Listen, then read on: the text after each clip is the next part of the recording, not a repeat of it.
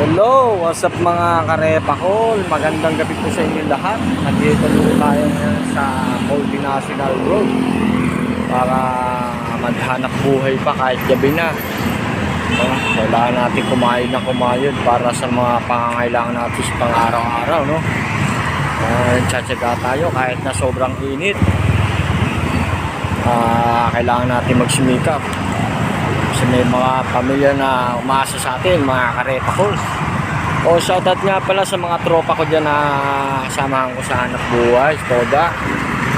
Pasensya na kayo kung hindi ko kayo nadadamahin sa inyong pag-inom kasi ang pag-inom ay nandyan lang yan. Kailangan ko muna magsumikap ngayon kasi marami tayo mga obligasyon sa buhay. Tsaka yung pag-iinom na yan ay huwag natin labis-labisin kasi masama po ngayon dahil na mainit ang panahon.